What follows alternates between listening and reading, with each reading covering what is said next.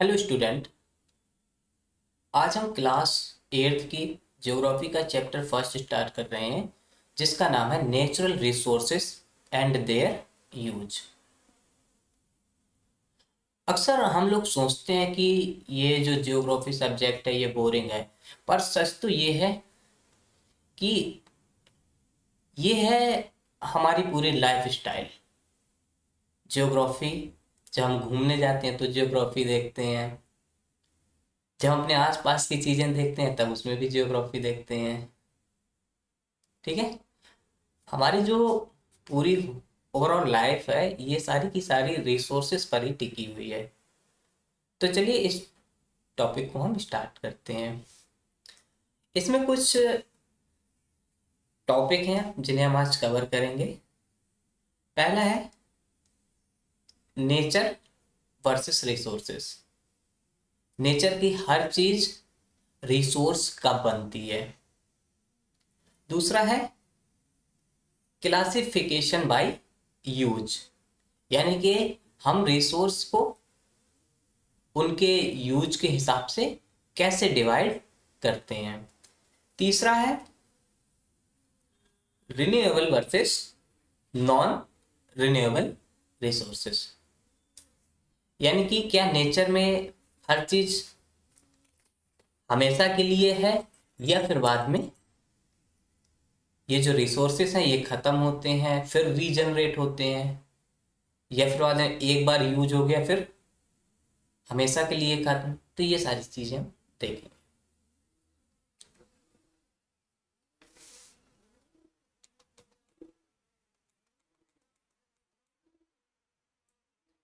तो पहला हमारा टॉपिक है कि नेचर वर्सेस रिसोर्सेस, यानी कि कब बनता है कोई एलिमेंट एक रिसोर्स। तो क्या आप जानते हैं, क्या जंगल में खड़ा हर पेड़ है वो एक रिसोर्स है। जितने भी पेड़ जंगल में लगे हुए हैं क्या ये सब रिसोर्सेस हैं? टेक्निकली नहीं। जब तक हम उस पेड़ की लकड़ी से फर्नीचर या पेपर नहीं बनाते हैं तब तक वो सिर्फ नेचर का हिस्सा है।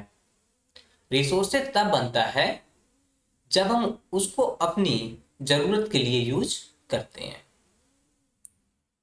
ठीक है। तो ये होता है रिसोर्सेस, यानी कि किसी चीज को जब हम अपने डेली लाइफ या फ्यूचर लाइफ के लिए उपयोग में लाते हैं तो फिर बाद में वो रिसोर्स बन जाता है। दूसरा क्वेश्चन है, क्या अंडरग्राउंड ऑयल जैसे कि जो हम पेट्रोल, डीजल, केरोसिन ये सब एक्सट्रैक्ट करते हैं, निकालते हैं, तो क्या ये हमेशा से ही रिसोर्स था? आंसर है नहीं। जब तक हमारे पास उसे निकालने के लिए टेक्नोलॉजी नहीं थी तब तक वो केवल जमीन के नीचे का एक हिस्सा था, एक लिक्विड था। बिना टेक्नोलॉजी के कुछ भी रिसोर्स नहीं बनता है। ठीक है। तो यहां पर देखो स्टूडेंट, नेचर में तो बहुत कुछ है। पत्थर, सॉइल, ऑयल और एयर। पर हर चीज रिसोर्स तभी बनती है जब तीन कंडीशंस पूरी हों। कौन कौन सी तीन कंडीशन?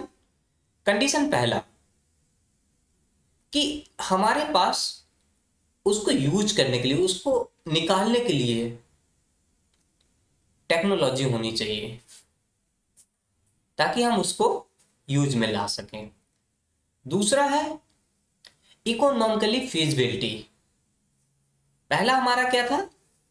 कोई चीज रिसोर्स कब बनती है।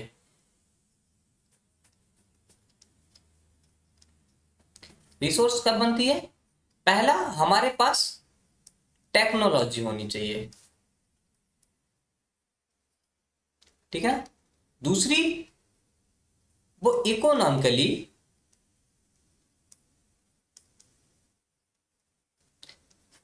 फिजिबल हो, फिजिबल होना चाहिए। यानी कि इसका मतलब इकोनॉमिकली फिजिबल का मतलब होता है कि उसे निकालने में खर्चा कम आए और उसका जो यूज हो वो ज्यादा अच्छा हो। ऐसा ना हो कि उसका जो यूज है वो हमें लॉस दे रहा है। जैसे कि हमारे पास टेक्नोलॉजी नहीं है कि हम समुद्र का पानी खारे से उसे ड्रिंकेबल में, पोर्टेबल वाटर में कन्वर्ट कर लें। अगर टेक्नोलॉजी हम ला रहे हैं तो वो ज्यादा महंगा पड़ रहा है। ठीक है। तीसरी क्या चीज होनी चाहिए? तीसरी चीज होनी चाहिए कि उसको कल्चरली एक्सेप्टेबल होना चाहिए। कल्चरली एक्सेप्टेबल होना चाहिए। इसका क्या मतलब होता है? इसका मतलब होता है कि जैसे सेक्रेड ग्रोव्स या पवित्र पेड़ों को हम रिसोर्स की तरह नहीं काट सकते हैं। जो पेड़ हैं, जो ऑक्सीजन दे रहे हैं, सारे पेड़ नहीं, कुछ पेड़ जिन्हें हम नहीं काट सकते हैं। क्यों? क्योंकि जैसे पीपल का पेड़ हुआ, बरगद का पेड़ हुआ, ठीक है। तो ये क्या है? ये अभी एक्सेप्टेबल नहीं है। इनको काटना यानी कि जो सोसाइटी है वो क्या करेगी? अपोज करेगी। तो ये अभी रिसोर्स नहीं है। ठीक है ना। सिंपल वर्ड में, जब हम नेचर की चीजों को अपनी भलाई के लिए यूज करना सीख जाएं, तब वो रिसोर्स बनती है और उसे सब लोग क्या करें? एक्सेप्ट करें। जैसे हाल ही के में केस हुआ था कि अरावली पर्वत एज अ रिसोर्स हम लोग मानने लगे थे, हम उसे यूज करना चाहते थे, लेकिन फिर बाद में राजस्थान के लोगों ने क्या किया? इसका अपोज किया। ठीक है। तो रिसोर्स बनने के लिए क्या क्या चीजों की जरूरत होती है? टेक्नोलॉजी की जरूरत होती है। नंबर पहला, हमारे पास टेक्नोलॉजी होनी चाहिए। नंबर दूसरा, इकोनॉमिकली फिजिबिलिटी होनी चाहिए। नंबर तीसरा, उसे सोसाइटी क्या करे? एक्सेप्ट करे। तो ये तीन कंडीशंस मिलना जरूरी है। जैसे जमीन के नीचे दवा, जो आयरन ओर तब तक बेकार है जब तक उसे हम फैक्ट्री में नहीं ले आते हैं। जिससे लोहा बनता है वो जमीन के नीचे पड़ा हुआ है, लेकिन वो पड़ा हुआ, वो रिसोर्स नहीं है। क्यों नहीं है? क्योंकि अभी जब हमने उसको यूज नहीं किया तो वो रिसोर्स नहीं है। जब कोई चीज यूज में आ जाती है वो रिसोर्स होती है। ठीक है। जब उसको निकालने के बाद आपके हमारे पास आती है, उससे road, bridge, railway station, school, temple, mosque यहाँ पर यूज करते हैं, तब फिर बाद में वो हमारे लिए एज अ रिसोर्स काम करता है। ठीक है। अब देखो यहाँ पर कुछ डेफिनेशंस आप लोग देखिए। यहाँ पर है डेफिनेशन, नेचुरल रिसोर्स क्या होते हैं? नेचुरल रिसोर्स क्या होते हैं? Material and substance, materials and substance that occur in nature and valuable for the humans। ठीक है ना। यानी कि ऐसे मटेरियल्स और सब्सटेंसेस जो क्या होते हैं? नेचर में मिलते हैं, जो नेचर में मिलते हैं, that occur in nature and are valuable to humans, और वो humans के लिए वैल्यू रखते हैं। ठीक है ना। उन्हें हम नेचुरल रिसोर्स बोलते हैं। लाइक सन, लाइक फॉरेस्ट, लाइक रॉक्स, इनका हम यूज करते हैं ना। रॉक हमारे लिए रिसोर्सेस हैं। रॉक से बोल्डर्स निकलते हैं जिनको हम मकानों में यूज करते हैं, रोड में यूज करते हैं, ब्रिज में यूज करते हैं, पुल बनाने में यूज करते हैं। ठीक है। Minerals, copper, gold, silver, aluminium, ठीक है, ये सारे के सारे रिसोर्सेस हैं। एनिमल्स, ये भी हमारे लिए रिसोर्सेस हैं। एयर, वो भी हमारे लिए क्या है? रिसोर्स है। ऑयल, ये भी हमारे लिए रिसोर्स है। इसका हम यूज कहाँ कहाँ नहीं कर रहे हैं? पेट्रोल का यूज वाहनों में, ठीक है ना, एनर्जी के लिए इनका यूज कर रहे हैं। Water as a resource, soil resource, और ये सारी चीजें देख रहे हैं आप, इन्हें हम नेचुरल रिसोर्स क्यों कहते हैं? क्योंकि ये हमें कहाँ से मिली है? नेचर से ही मिली है। कहाँ से मिली है? नेचर ने ही हमें गिफ्ट दिया है। ठीक है। दूसरा हमने देखा था इकोनॉमिक फिजिबिलिटी क्या होती है। ये होता है the state where the cost of extracting a resource where the cost of extracting a resource is lower than the value it provided। यानी कि इसका मीन्स हुआ जाके इसको निकालने में, किसी भी मैटर को, किसी भी मिनरल्स को निकालने में जो कॉस्ट है वो कैसी होनी चाहिए, lower than value it provides. यानी कि जब हम कोई चीज को निकालते हैं तो जो भी हमें ये प्रॉफिट दे, जो भी हमें हमारे लिए यूजफुल हो, उसकी वैल्यू ज्यादा होनी चाहिए। लाइक जैसे कि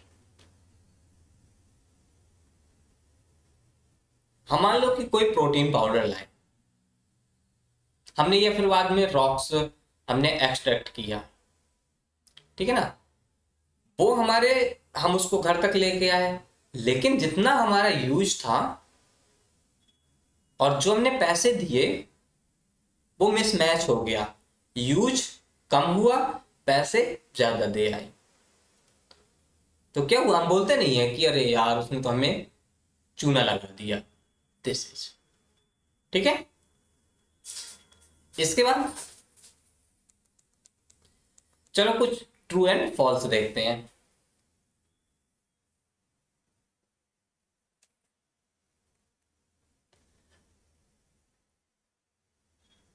कुछ पॉइंट और देखो। रिसोर्सेस हमारी लाइफ को क्या करते हैं, आसान बनाते हैं, कंफर्टेबल बनाते हैं। जैसे कि हमने रिसोर्स हमने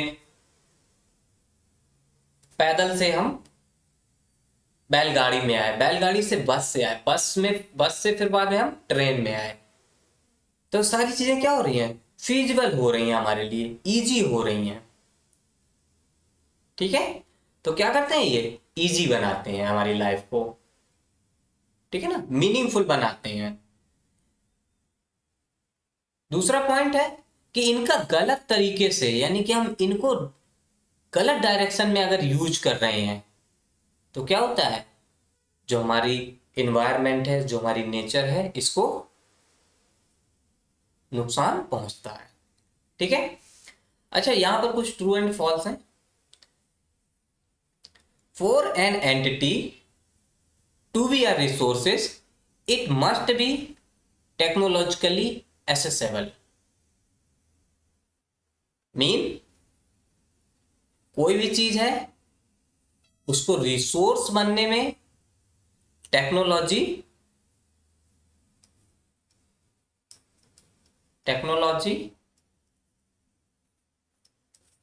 एक रोल प्ले करती है।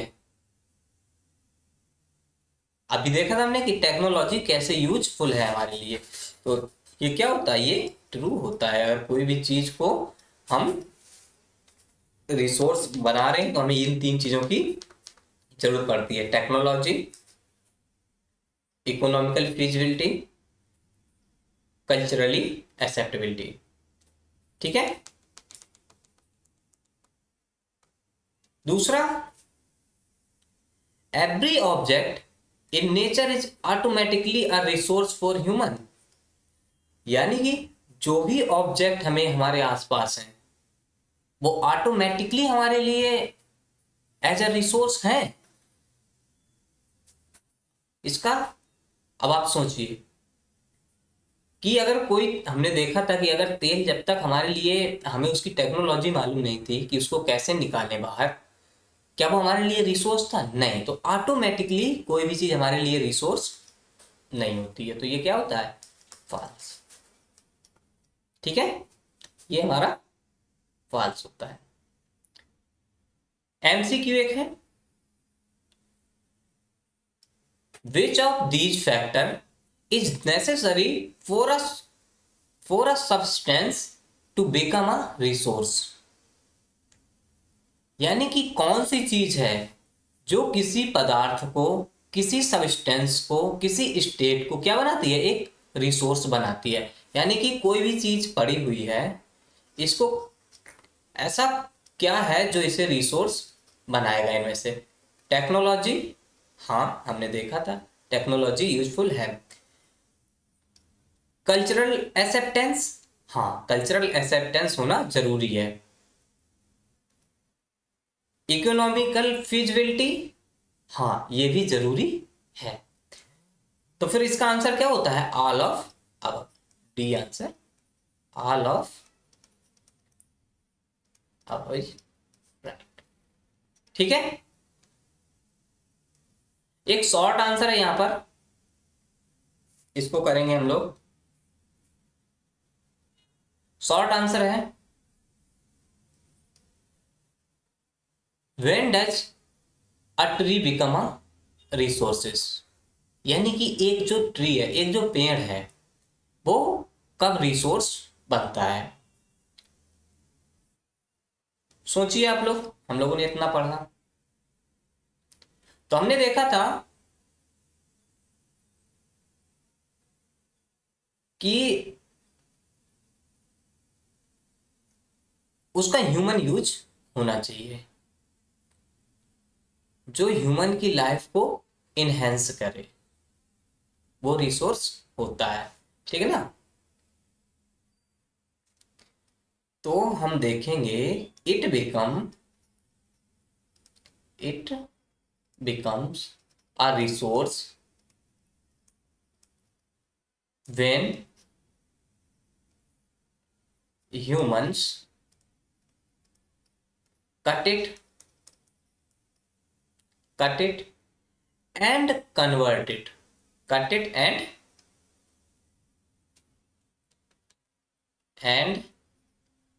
convert it, convert its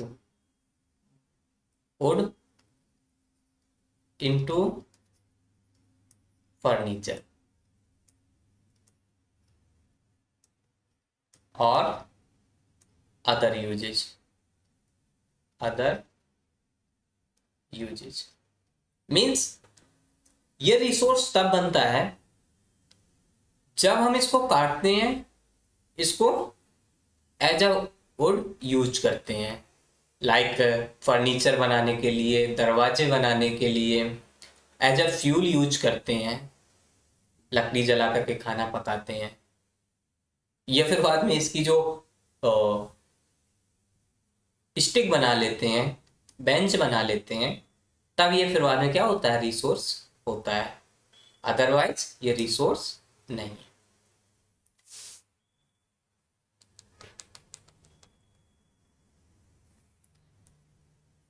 दूसरा हमारा टॉपिक है classification by use, essential, materials and energy. तो इसके कुछ क्वेश्चंस हैं, थोड़ा समझिए। क्या आप जानते हैं आपकी शर्ट का बटन भी रिसोर्स से जुड़ा है। आप उसको यूज कर रहे हैं ना, जो शर्ट की जो बटन्स हैं इनका हम यूज कर रहे हैं, हमारे लिए यूजफुल है, तो ये क्या है, ये भी एक रिसोर्स है। ठीक है ना। दूसरा, तो हाँ प्लास्टिक बटन है, वो किससे बनता है, पेट्रोलियम ओर निकला करते हैं, ये उनसे बना करता है, जो कि एक नेचुरल रिसोर्स है। ठीक है ना। तो प्लास्टिक बटन है वो नेचुरल रिसोर्स नहीं है, प्लास्टिक बटन मैन मेड है, उसे ह्यूमन ने बनाया है, लेकिन जिससे प्लास्टिक बटन बना है वो क्या है, वो नेचुरल है। ठीक है।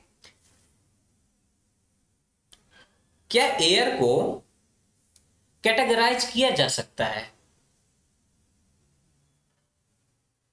एयर है उसका हम यूज तो करते ही हैं, तो आंसर है हाँ, एयर को क्या कर सकते हैं, कैटेगराइज कर सकते हैं। इसे हम कहते हैं लाइफ एसेंशियल रिसोर्सेज। ठीक है ना। क्या बोलते हैं एयर को, एयर हो गया, ट्री हो गए, और वाटर हो गया, सॉइल हो गई, ये क्या है, लाइफ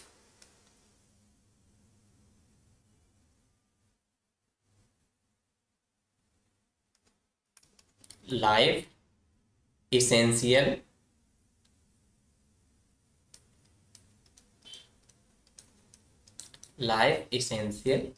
रिसोर्सेस रिसोर्स। तो एयर क्या है हमारी? लाइफ इसेंशियल रिसोर्स, यानी कि ये लाइफ के लिए ही बहुत जरूरी है। अगर ये नहीं है तो फिर अदर रिसोर्सेज का यूज कौन करेगा? ठीक है। तो सुनिए, हम रिसोर्सेज को उनके काम के हिसाब से 3 ग्रुप में रख सकते हैं, यानी कि हम उसको किसमें? 3 कैटेगरी में रख सकते हैं। 1, एक होता है, पहला जो होता है वो होता है essential for life. Essential for life mean जो लाइफ के लिए इंपॉर्टेंट हैं, उनके बिना लाइफ सरवाइव नहीं हो सकती है। लाइक तो क्या क्या हो सकते हैं इसमें? इसमें हो सकता है जैसे कि एयर, हमने पढ़ा था, वाटर, सॉइल, ट्री, ये सब क्या है? ये लाइफ एसेंशियल है, यानी कि इनका लाइफ में अगर ये नहीं तो लाइफ नहीं। दूसरा है रिसोर्सेज फॉर मटेरियल। दूसरा हमारा कौन सा है?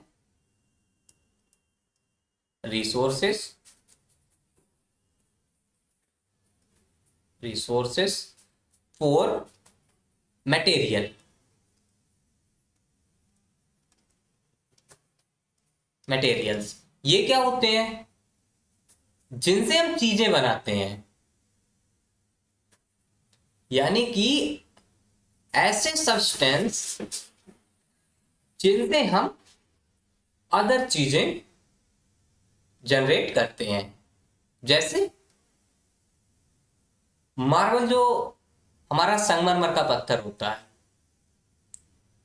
वो नेचुरल है, लेकिन उससे हमने क्या बनाया? टाइल्स बनाए। जैसे हमने पीछे देखा था कि जो बटन थी वो पेट्रोलियम ओर से बन रही थी, ठीक है ना? तो है तो वो जो चीजें हम जिन चीजों से हम कोई मटेरियल बनाते हैं उन्हें हम क्या बोलते हैं? उन्हें हम बोलते हैं रिसोर्सेज फॉर मटेरियल्स।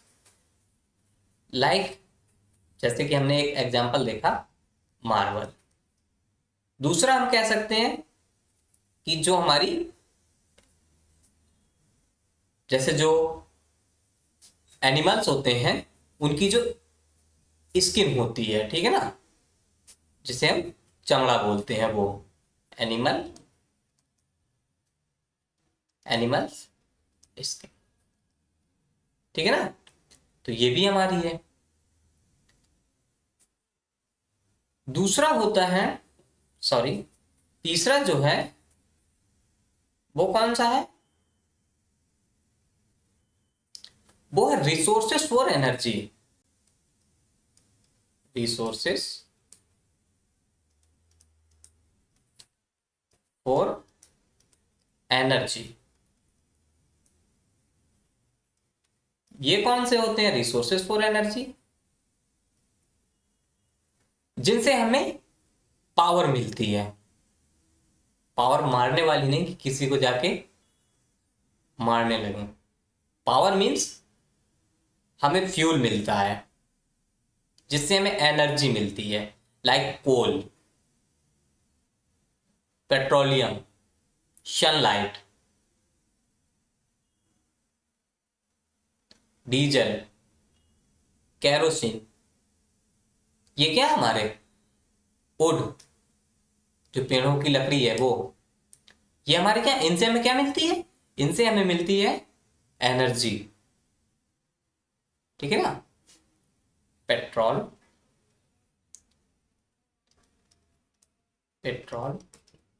सनलाइट और वुड, ईटीसी। ये हमारे क्या है? ये हमारे रिसोर्सेज फॉर एनर्जी है, ठीक है ना। फ्यूल के लिए हम इनका यूज, फ्यूल की तरह इनका यूज हम करते हैं, ठीक है। लाइक आपका मोबाइल फोन है जो, वो मटेरियल मिनरल्स और मेटल से बना है,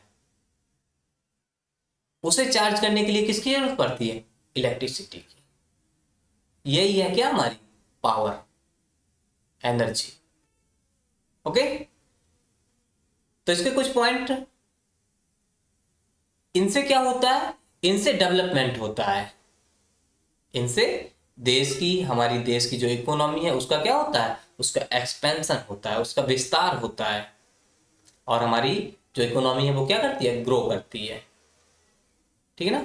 तो और एनर्जी रिसोर्सेस से कुछ खामियां भी होती हैं, लाइक ये इन्वायरमेंट में पॉल्यूशन फैलाते हैं। Got it? समझ में आई बात?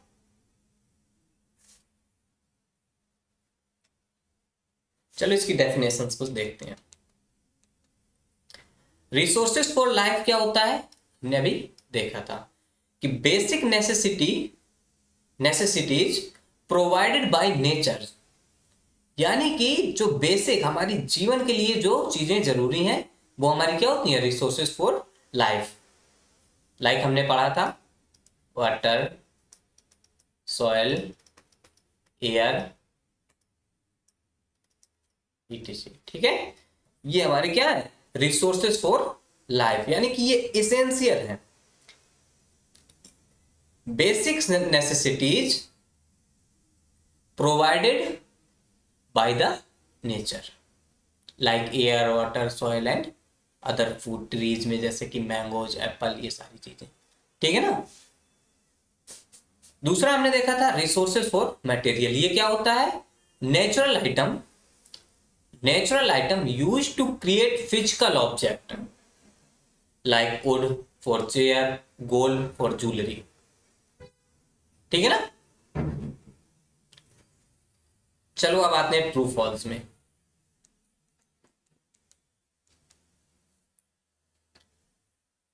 Sunlight is considered a resources for energy, means sunlight को हम एक एनर्जी की तरह ले सकते हैं, एनर्जी रिसोर्स की तरह कह सकते हैं।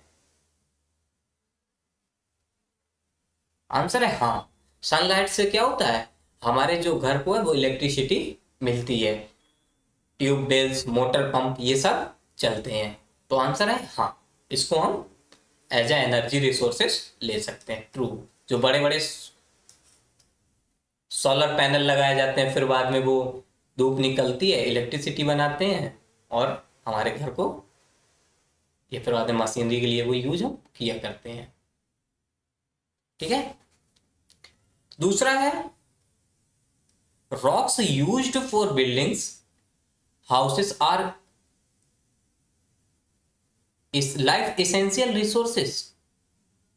जो रॉक्स हैं जिन्हें हम बिल्डिंग बनाने के लिए हम पत्थरों का यूज करते हैं, वो क्या हमारे लिए लाइफ एसेंशियल रिसोर्स है? अगर वो ना हो तो हमारा लाइफ नहीं रहेगा। आंसर है फॉल्स, ये फॉल्स होता है।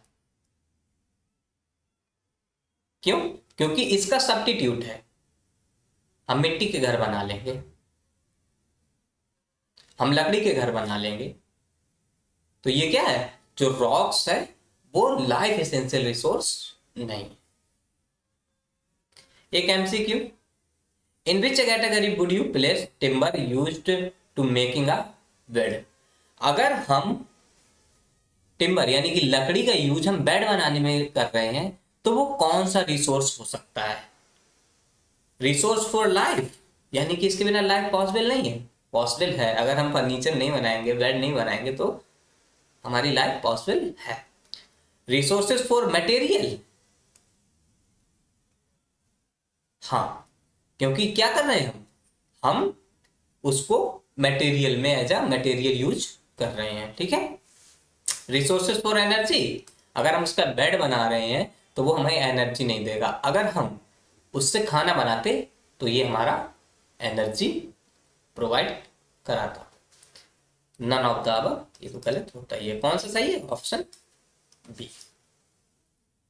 ठीक है, एक शॉर्ट आंसर है इसका, देखते हैं। शॉर्ट आंसर है, शॉर्ट क्वेश्चन है, list the three main category, list the three main categories of natural resources based on their use. Means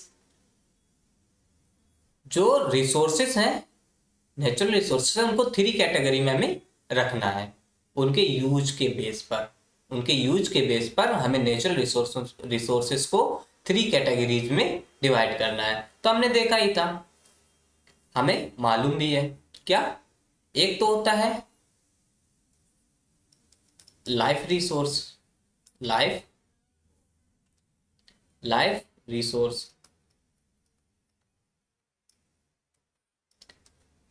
जिनके बिना लाइफ पॉसिबल नहीं है, like air, water and soil. दूसरा है रिसोर्सेस फॉर मटेरियल, यानी कि जिनका यूज हम एज ए मटेरियल बनाने के लिए किया करते हैं, जैसे कि जो हमारे विंडोज हैं, ठीक है ना, रोड्स हैं, बिल्डिंग बनाने के लिए करते हैं, पार्क में ग्रिल वगैरह का यूज करते हैं, फोन का यूज करते हैं, कैमरे का यूज करते हैं, ठीक है ना, दरवाजे, डोर्स, ये सारी चीजें क्या है हमारी, ये हमारी रिसोर्सेज फॉर मटेरियल्स हैं। जैसे कि कोई भी वुड का फर्नीचर बनाने में यूज हुआ, मेटल्स का यूज हमने ग्रिल बनाने के लिए किया, हमने मेटल्स के डोर्स भी बनाए, ठीक है ना। और तीसरा हमारा रिसोर्सेस फॉर एनर्जी, यानी कि एनर्जी जनरेट करने के लिए हम जिनका यूज करते हैं, लाइक कोल, कोयला से हम क्या करते हैं, आग बनाते हैं, ट्रेन भी चलती थी कोयले से। पेट्रोलियम, यस, पेट्रोलियम से आज भी गाड़ी वाहन चल रहे हैं, व्हीकल्स वगैरह में इसका यूज हो रहा है। सनलाइट, हाँ, sunlight as a resource use हो रहा है, as a energy resource. Wind, yes, ठीक है।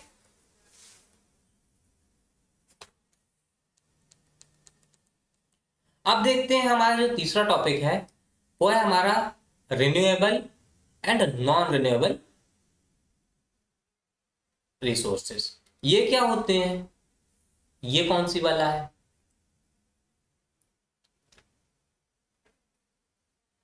तो पहला यहां पर आपको कुछ थिंकिंग के लिए क्वेश्चंस हैं। क्या रिन्यूएबल रिसोर्सेस कभी खत्म हो सकते हैं? जो रिसोर्स है वो रिन्यू हो रहे हैं, रिन्यूएबल, यानी कि जैसे कि हमने उनका यूज किया, कुछ सालों बाद वो फिर से रीजनरेट हो गए, तो इन्हें हम बोलते हैं रिन्यूएबल, ठीक है ना।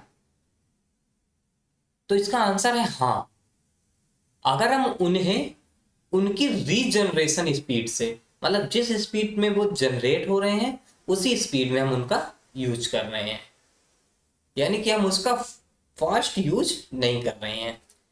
जैसे ओवर फिशिंग, या फिर बाद में डिफॉरेस्टेशन, हम ज्यादा जंगलों में लकड़ी जाके पूरी एक साथ काटते हैं, मशीनें हैं हमारे पास, काट सकते हैं, क्यों नहीं काट सकते हैं। तो फॉरेस्ट है वो रिन्यूएबल है, वो दोबारा जनरेट हो जाएंगे, लेकिन कब? बहुत दिनों बाद। तो हमें यूज कैसा करना है? मीनिंगफुल यूज करना है, सस्टेनेबल इसे यूज बोलते हैं। कौन सा बोलते हैं? सस्टेनेबल यूज, यानी कि हम यूज भी करें और वो चीज हमारे फ्यूचर जनरेशन को भी मेंटेन रहे, ठीक है ना, उन्हें उसका क्राइसिस ना देखना पड़े। इसे बोलते हैं हम क्या? सस्टेनेबल, सस्टेनेबल यूज, ठीक है। तो इसका आंसर है हाँ। क्या रिन्यूएबल रिसोर्सेस कभी खत्म हो सकते हैं? आंसर है हाँ। क्या करेंगे? अगर हम उसका मास यूज करेंगे, मास यूजेज पर, अगर हम उसका उसकी रीजनरेशन स्पीड से ज्यादा यूज करेंगे तो वो क्या होगा, वो हमारा खत्म हो जाएगा। दूसरा है, नेचर खुद को हील कैसे करती है। पेड़ है, एक कटा दूसरा निकल आया। नदी है, पानी गंदा हुआ, पानी बरसा, गंदा पानी बह गया, साफ पानी आने लगा। ठीक है ना। तो ये कैसे,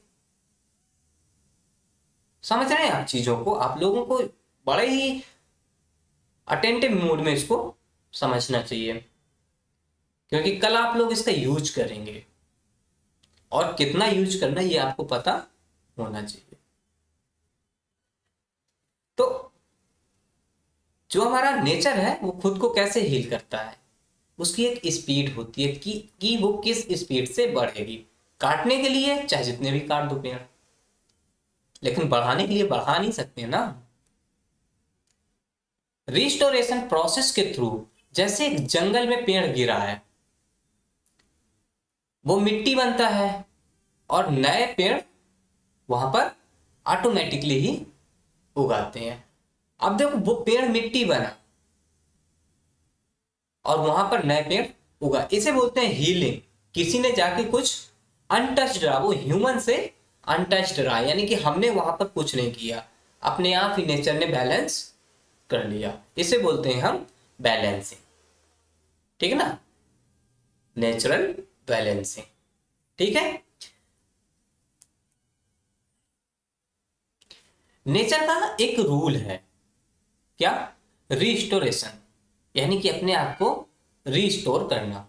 जैसे कि हमारे किचन में कुछ खत्म हो गया, बहुत सारे सौदे या फिर बाद में जो भी सामान थे वो सब क्या हुए, खत्म हुए, तो फिर बाद में क्या होता है, हम उनको फिर से स्टोर करते हैं। तो इसी तरह नेचर भी खुद को रिस्टोर करती है। ठीक है, नया बनाती है, अपने आप को रिन्यू करती है। तो कुछ रिसोर्सेस ऐसे हैं जो बार बार वापस आ जाते हैं, जैसे धूप, सनलाइट है जो, वो, जैसे कि एयर, इनको हम रिन्यूएबल रिसोर्सेस कहते हैं। ठीक है ना। पर एक कंडीशन है, अगर हम नेचर के रिदम को डिस्टर्ब करेंगे तो प्रॉब्लम होगी। फॉर एग्जाम्पल, अगर हम सारी मछलियां एक साथ पकड़ लें तो फिर बाद में मछलियां कहां से आएंगी। इसे बोलते हैं ओवर फिशिंग। हमने सबको पकड़ के, लोगों ने पकड़ा और उसको मार्केट में बेचा, वो खत्म हो गए, फिर बाद में नई मछलियां कहां से आएंगी। इमेजिन करो आप, तो उन्हें रिप्रोड्यूस कैसे होंगी वो, और वो खत्म हो जाएंगी। ठीक है ना। वहीं कुछ रिसोर्सेस होते हैं, उन्हें बोलते हैं हम नॉन रिन्यूएबल। रिन्यूएबल जो क्या हो जाते हैं, रीस्टोर हो जाते हैं, रीस्टोर हो जाते हैं। ठीक है ना। लेकिन जो नॉन रिन्यूएबल होते हैं वो क्या होते हैं, वो रीस्टोर, अब आप लोग सोचेंगे रीस्टोर नहीं होते हैं, ऐसा गलत है, वो भी रीस्टोर होते हैं, but after a long time, after a long and over long time, यानी कि बहुत सालों बाद वो रिस्टोर होंगे। और जो रिन्यूएबल होते हैं वो जल्दी रिस्टोर हो जाते हैं। ठीक है ना। इसलिए हमें जो भी नॉन रिन्यूएबल है या रिन्यूएबल है, एक फेयर यूज करना चाहिए। जितना हमारे यूज का है किया, बाकी रहने दो। सब पेड़ नहीं काटना है, हमें जितने की जरूरत है उतने काटे, और फिर बाद में उसी में क्या किया, हमने नेचर की मदद की, हमने खुद उसको रिस्टोर करना चाहा, हमने खुद एक पेड़ लगाया। इसे हम बोलते हैं रिस्टोरेशन। ठीक है। सोचिए, फोन की बैटरी है, वो रिन्यूएबल सनलाइट से चार्ज हो सकती है। सोलर पैनल लगाया हमने, उसको अपने घर की जो इलेक्ट्रिसिटी है वो हमने स्टोर की।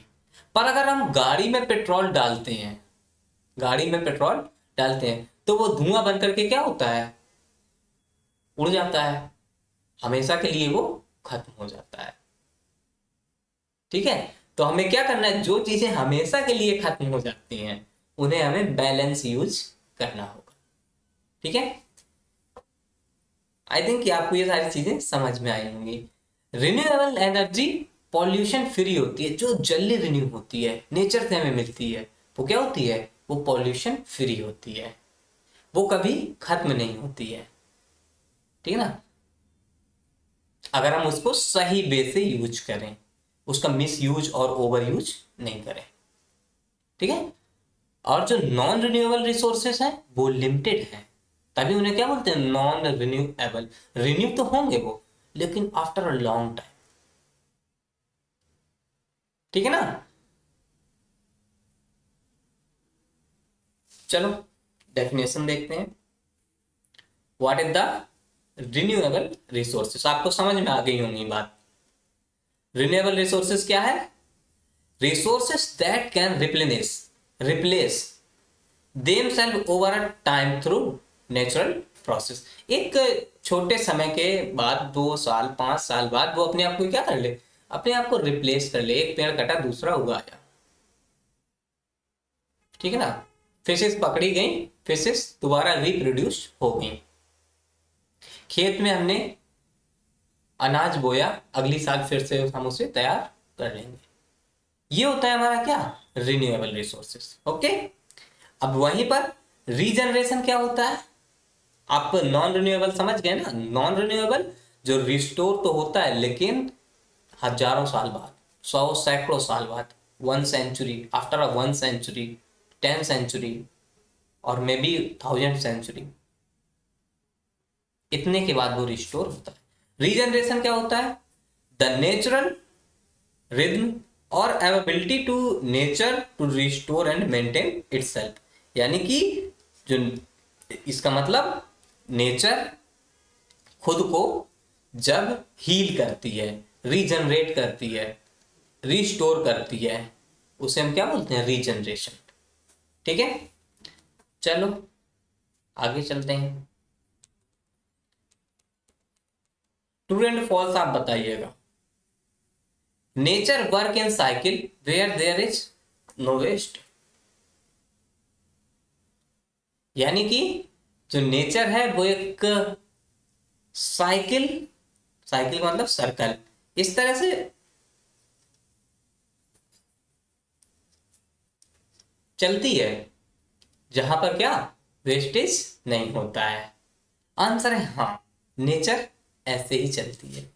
लाइक देखो बताते हैं, मिट्टी, नेचर ने हमें मिट्टी दी, मिट्टी में क्या निकला, पेड़ निकला, पेड़ों से फल मिले, फल से अगेन पेड़ सूख गया, सूख के क्या बना, मिट्टी बना।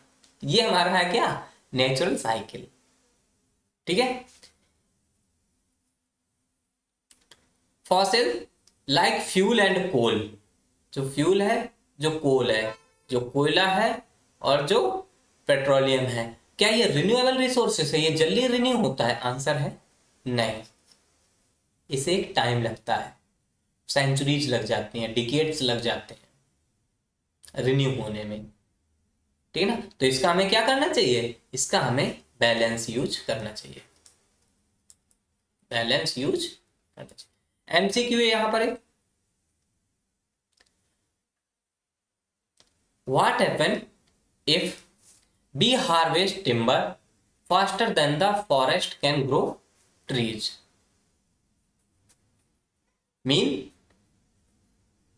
हम जिस रेट से फॉरेस्ट बढ़ रहे हैं, उससे कहीं ज्यादा स्पीड से अगर हम टिम्बर का यूज करें तो क्या होगा। सुखाने का प्रोसेस तो है हमारे पास, काटने का और सुखाने का प्रोसेस है हमारे पास, काट दिया, सूख गया, टिम्बर बन गया। क्या हमारे पास कोई ऐसा प्रोसेस है कि आज लगाएं और 10 दिन बाद ट्री फ्रूट्स देने लगे, फलने लगे, वो नहीं है। ठीक है, तो वो क्या होगा, अगर हम उनके प्लांट्स की जो ग्रो हो रहे हैं उनकी ज्यादा स्पीड से हम क्या करें, ट्रीज को कट करें, तो क्या होगा, फॉरेस्ट एक्सपेंड होंगे, बढ़ेंगे फॉरेस्ट, आंसर है नहीं बढ़ेंगे। It leads to depletion of forest. Forest जो है वो डिप्लीट होंगे यानी कि कम होंगे, आंसर है हाँ। ठीक है ना। इसका टिम्बर बिकम स्ट्रॉन्गर, ये तो बड़ा ही नॉनसेंस है। तो क्या होगा, जो फॉरेस्ट है वो डिप्लीट होंगे, उनका क्षरण होगा। ठीक, एक शॉर्ट क्वेश्चन है, इसको देखते हैं।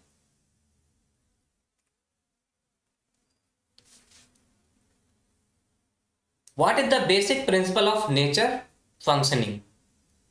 मीन कि नेचर कैसे फंक्शन करती है। ठीक है ना। तो इसका आंसर है, लिखता हूं मैं, पहले सुनिए। Nature functions in a restorative and regenerative way. Nature functions in a restorative and regenerative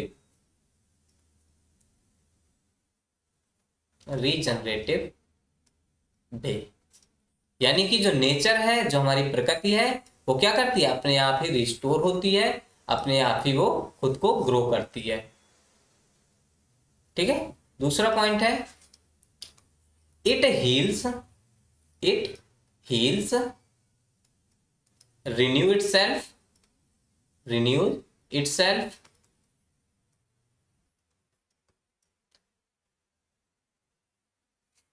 ठीक है, एंड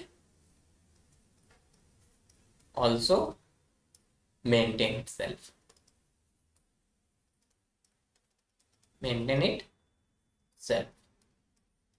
यानी कि ये क्या करती है, खुद को मेंटेन करती है, खुद ही ग्रो करती है, खुद ही अपने आप को डिस्ट्रॉय करती है। ठीक है। तो आई होप आपको ये चैप्टर अच्छे समझ में आया होगा, बोरिंग तो नहीं लगा।